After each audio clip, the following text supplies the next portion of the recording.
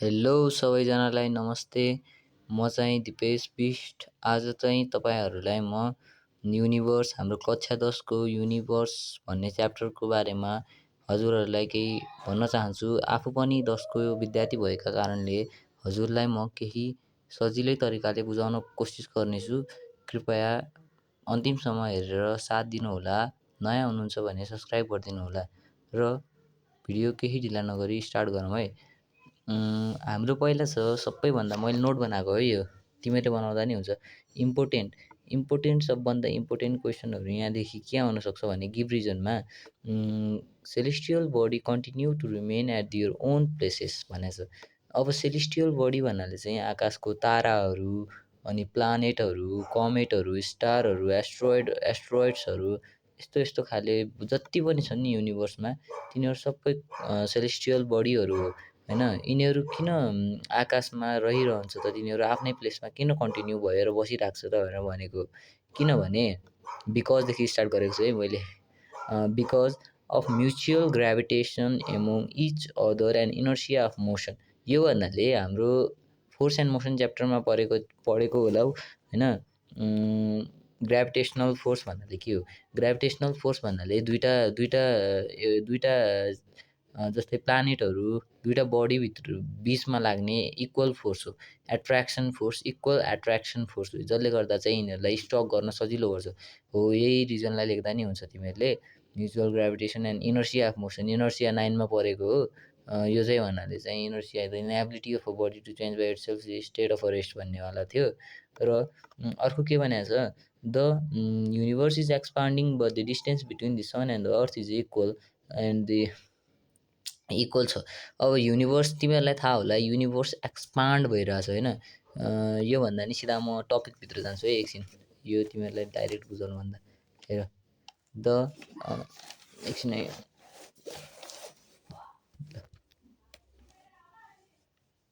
देख्यो। अब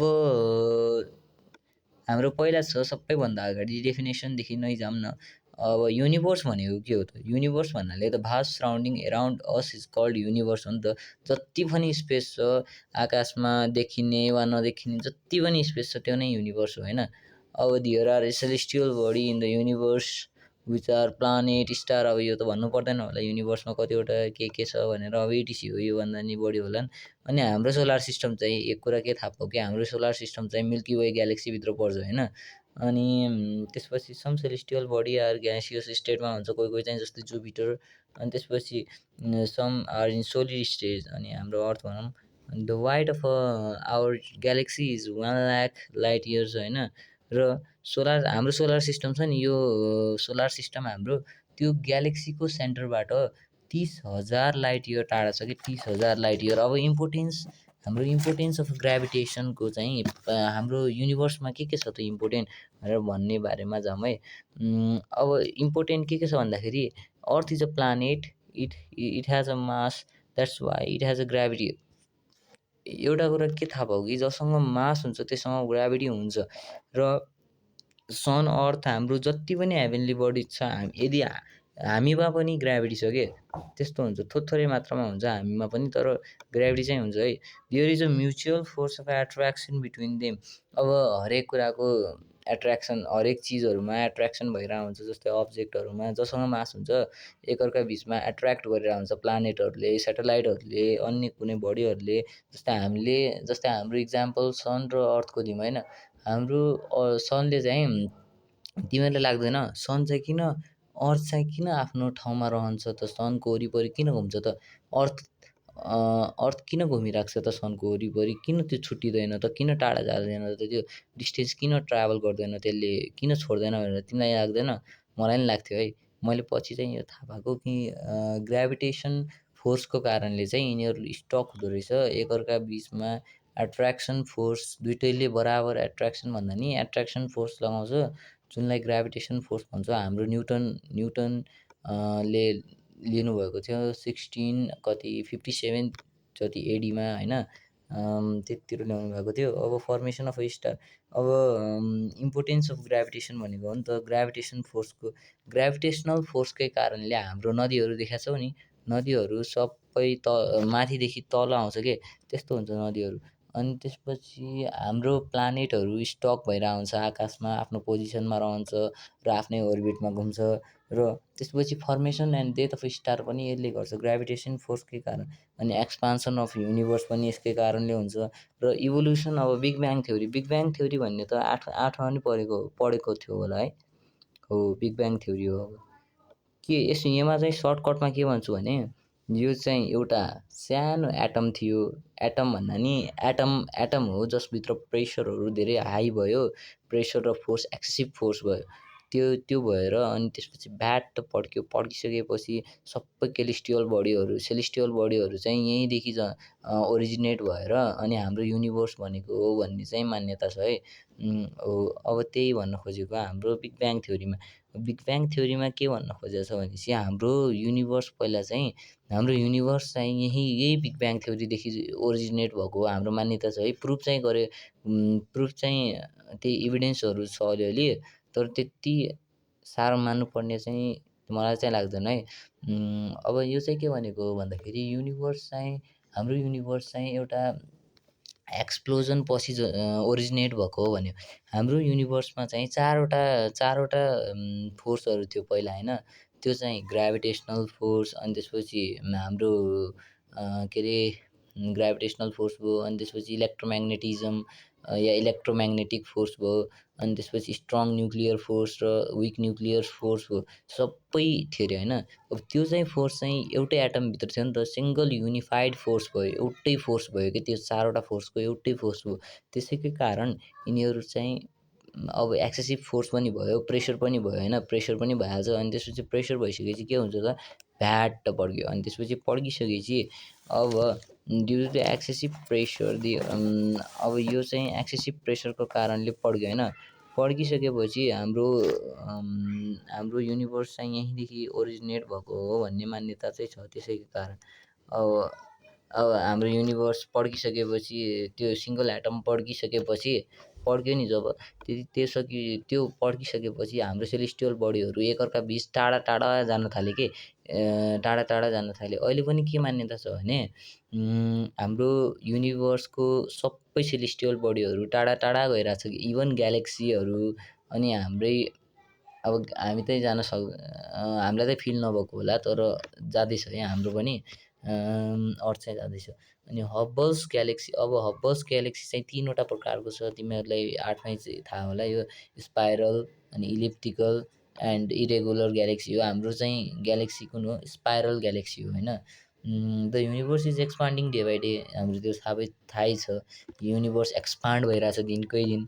अनि expansion is slow but continuous. Expansion अब हुँदैछ होइन, पहिल्यैदेखि एक्सपान्सन भइरहेको हो नि त, भइरहेछ। त्यसैले एक्सपान्सनको रेट चाहिँ अब फरक भयो के, एक्सपान्सन त हुँदैछ, तर एक्सपान्सनको रेट चाहिँ अब घट्दैछ, किनभने ग्राभिटीले काम गर्न छोड्यो के। त्यसलाई एकै ठाउँमा चिप्काएर राख्न सकेन, ग्राभिटी विक भयो, तर भेलोसिटी चाहिँ बढी भयो क्या त्यसको। जुन सेलेस्टियल बडी मुभ भइरहेछ त्यसको भेलोसिटी चाहिँ बढी हुन्छ, तर एक्सपान्सन चाहिँ कम भयो क्या त्यसको। हो, त्यही हो। अब हब्बल्स स्टडीमा के छ भन्दाखेरि, हाम्रो इडविन हब्बल भन्ने साइन्टिस्टले यो हब्बल्स स्टडी गरेका थिए माउन्ट विल्सनमा गएर होइन।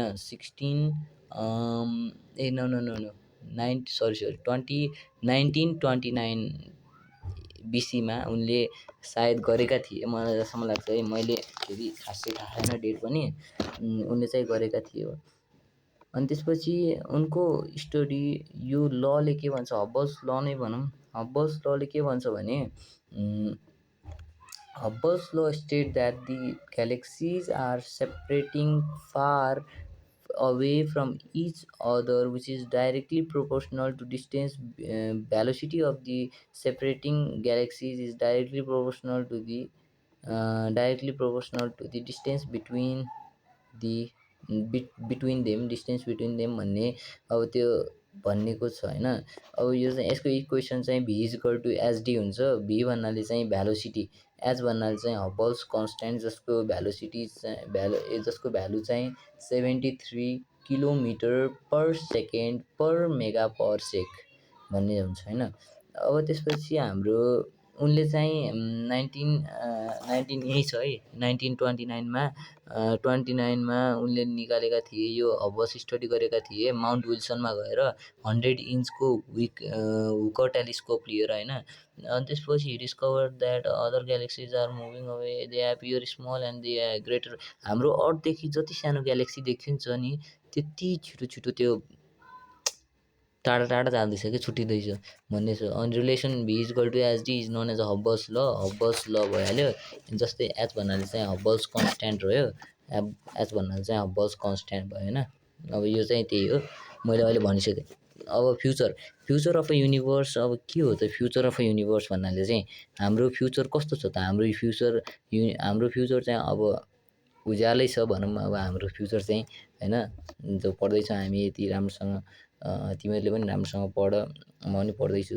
फ्युचर अफ अ युनिभर्स कस्तो छ त हाम्रो फ्युचर अब युनिभर्सको फ्युचर अफ अ युनिभर्स अब बन्द हुन्छ कि खुल्लै रहन्छ कि फ्ल्याटै रहन्छ त्यो भन्ने छ कि कस्तो भन्दाखेरि तिमीहरूले बुझ्नु होला हाम्रो युनिभर्स चाहिँ एक्सपान्ड भइरहेछ भन्ने हामीले थाहा पायौँ होइन। अब एक्सपान्ड हुँदैछ सबै सेलेस्टियल बडीहरू टाढा टाढा गइरहेछ। त्यसै कारण अब टाढा सबै टाढा दिन टाढा गयो भने त्यो सेलेस्टियल बडी अनि हाम्रो सेलेस्टियल बडी चाहिँ गर्दाखेरि युनिभर्स चाहिँ खुल्ला रहने भयो नि त। त्यसैले गर्दा अब 3वटा टाइपमा छ हाम्रो युनिभर्स चाहिँ होइन। फ्युचर अफ युनिभर्स अब कस्तो छ त क्लोज अनि open universe, close universe and flat universe भन्ने छ 3वटा टाइप होइन। अब तिमीहरूलाई सर्टकट म थोरै पोइन्ट भन्छु तर राम्रो पोइन्टहरू भन्छु है ल।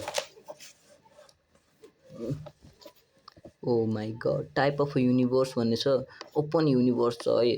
ओपन युनिभर्स भन्नाले हामीले यसलाई बिग चिल भन्ने गर्छौँ कि चिलमा बस्छ केटा अब चिलमा भन्छ नि ओपन युनिभर्स भन्नाले त्यही हो बिग चिल। अनि त्यसपछि यसको एभरेज अब क्रिटिकल डेन्सिटी र रेड सिफ्ट भन्ने बुझौँ है। पहिला चाहिँ रेड सिफ्ट भन्ने बुझौँ। रेड सिफ्ट भन्नाले के हो भन्दाखेरि अब यस्तो जुन चाहिँ रेड सिफ्ट भन्दाखेरि तिमीहरूलाई कहिलेकाहीँ सोध्न सक्छ है।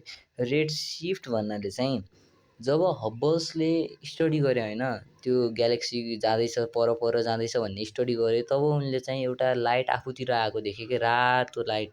त्यो चाहिँ रुकै मैले this cause a frequency toward the red end of a visible light spectrum shift the shift toward the visible light spectrum is known as a red shift भन्ने छ होइन। अब ओपन युनिभर्सतिर जाऊँ यो भन्नाले बिग चिल हो कि चिल। अनि त्यसपछि average density or critical average density भन्नाले चाहिँ त्यो हाम्रो युनिभर्सको एभरेज डेन्सिटी होइन आधा डेन्सिटी भनौँ। अनि त्यसपछि क्रिटिकल डेन्सिटी भन्नाले चाहिँ त्यो एक्सपान्सन रोक्न सक्ने डेन्सिटी हो कि यो जसले चाहिँ एक्सपान्सन रोक्न सक्छ त्यो डेन्सिटी हो कि यो।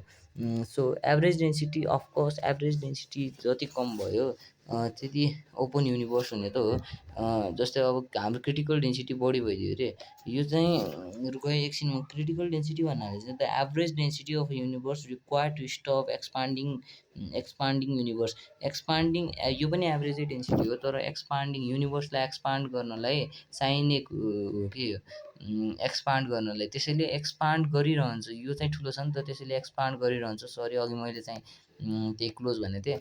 अनि ग्राभिटेसन इज टु विक अब जति टाढा गयो त्यति ग्राभिटीको असर कम हुने भयो अनि भ्यालोसिटी चाहिँ बढी हुने भयो। ग्राभिटी 0 हुन्छ र भ्यालोसिटी चाहिँ के होला अब the geometric space time thought that the shape of saddle जस्तो सेप छ अरे यो चाहिँ। अब मलाई स्याडल भन्ने थाहा छैन तर नि त्यत्तिकै हेरे ट्रायङ्गल अब जब यो सर्फेसमा इमेजिनेरी ट्रायङ्गल बनायो भने त्यसको सम चाहिँ त्यसको सबै एङ्गल जोड्यो भने 180 भन्दा कम हुने भयो। अफकोर्स कम हुन्छ किनभने ओपन युनिभर्समा त्यति हुन्न नि त राम्रोसँग। अब क्लोज युनिभर्समा जाऊँ यो भन्नाले हामीलाई यसलाई के भन्न सक्छौँ बिग क्रन्च भन्न सक्छौँ। बिग क्रन्च होइन यहाँ जस्तै बिग चिल थियो यहाँ चाहिँ बिग क्रन्च हुने भयो हाम्रो क्लोज युनिभर्स। एभरेज डेन्सिटी अब ठ्याक्क उल्टा क्या जो क्लोजमा छ त्यसको उल्टा हुने भयो। एभरेज डेन्सिटी ग्रेटर हुने भयो क्रिटिकल डेन्सिटी भन्दा किनभने एभरेज डेन्सिटी बढी भइदियो भने क्रिटिकल डेन्सिटी एक्सपान्ड हुने डेन्सिटी भन्दा त्यतिखेरि हाम्रो युनिभर्स क्लोज भइहाल्छ। अब gravitation will be strong to stop the force of एक्सपान्सनलाई स्टप गर्न ग्राभिटी धेरै स्ट्रङ छ। त्यो भ्यालोसिटीलाई रोक्न ग्राभिटी बढी छ कि भ्यालोसिटी 0 छ मानौँ ग्राभिटी चाहिँ केही छ के त्यस्तो छ।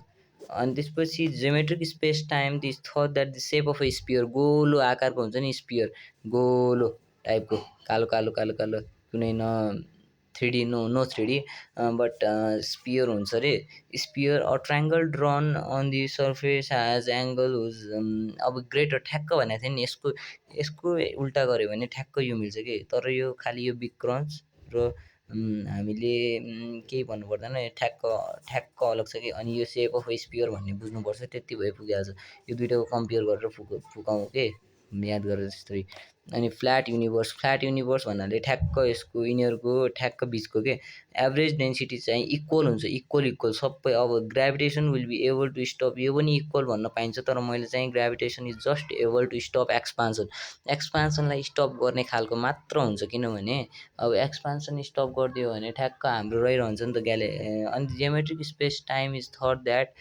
दि हाम्रो ग्यालेक्सी फ्ल्याट युनिभर्स भनेको नि त फ्ल्याट सेपको हुने भयो ट्रायङ्गल ड्रन ठ्याक्क इक्वल 180 हुने भयो ल हाम्रो यति थियो अब आजको चाहिँ मेरो भन्नुपर्ने तिमीहरूले आई होप बुझ्यौ होला अब यही हो ग्राफ होइन यो कहिलेकाहीँ ग्राफ सोध्छ जो माथिको ओपन टाइपको छ नि त्यो चाहिँ ओपन युनिभर्स अलि त्योभन्दा क्लोज टाइपको फ्ल्याट युनिभर्स र पुरै क्लोज चाहिँ क्लोजै युनिभर्स हुने भयो अनि क्लोज युनिभर्स यो डेफिनेसन भइहाल्यो अनि त्यसपछि यहाँ छ अलि गिभ रिजनहरू होइन यहाँ गिभ रिजनहरू छ यता all the distance of celebrate